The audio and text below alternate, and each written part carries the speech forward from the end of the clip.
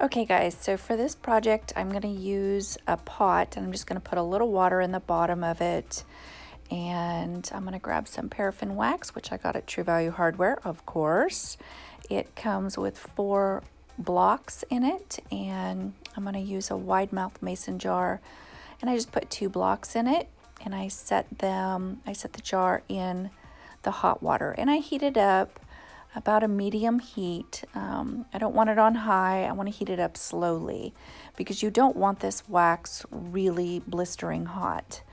While the wax is melting, I can go ahead and prepare my roses by removing all of the leaves and cutting my stems to a more manageable length. You're not going to want really long stems for this. You're going to want them a little bit shorter, because you're going to want to dip your stems in wax as well.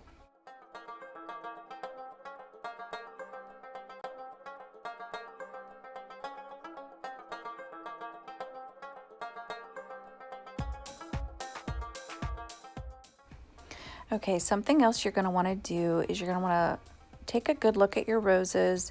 If there's any petals that you don't find pleasing, they're very simple to just pull off, and you're not going to want to rip at it. Just gently pull off those petals that you're not wanting on there.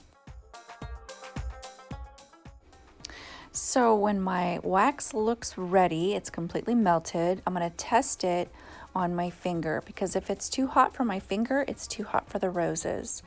I'm also going to use these leaves to dip and just test. I don't want to ruin my roses. If the leaves curl up or anything, it's going to tell me that the wax is too hot. It's not, it's just right. So I'm going to go ahead and start dipping. I do want to add though that I did turn the heat off on that burner, so because the wax is plenty hot enough. I also got 2 containers to use to put my roses in as they dry. So I choose a rose, and I used a wide mouth mason jar. A bigger container may do better, but I just dip it completely so it's covering the entire rose and the greenery underneath the rose.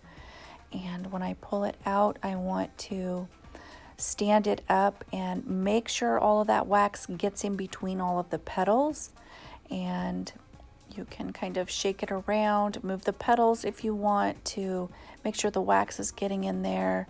And I highly recommend dipping at least one more time. That's going to really make sure that it's got a good coat on it. After the second coat, or if you choose to do 3, after the third coat, you can actually start shaping your petals a little bit, kind of, because they're wet, so they're going to stick together. So you're going to want to pull them apart a little bit so they have more of a natural look to dry.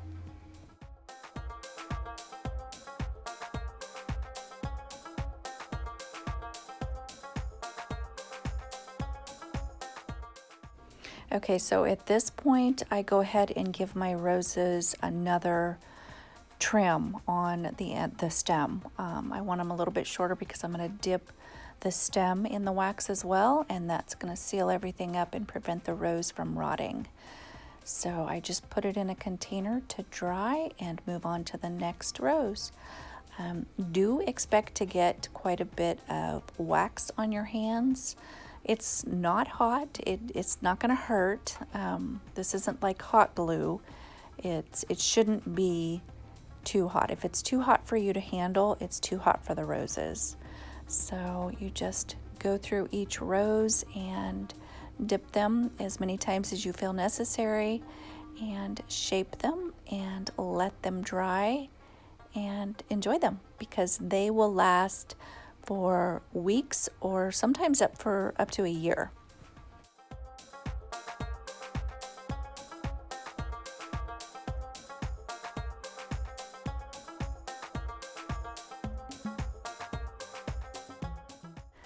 This is the ultimate way to preserve your roses, especially if you loved the color of them.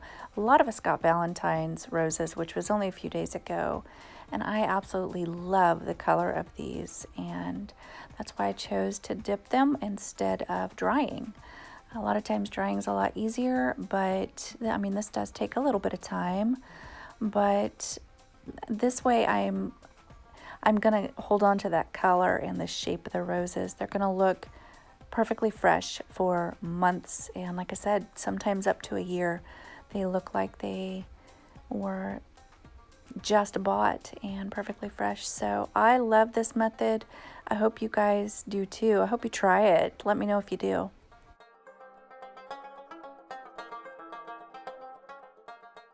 And here's how they turned out. They've all been dipped and dried, and they're beautiful. They're firm.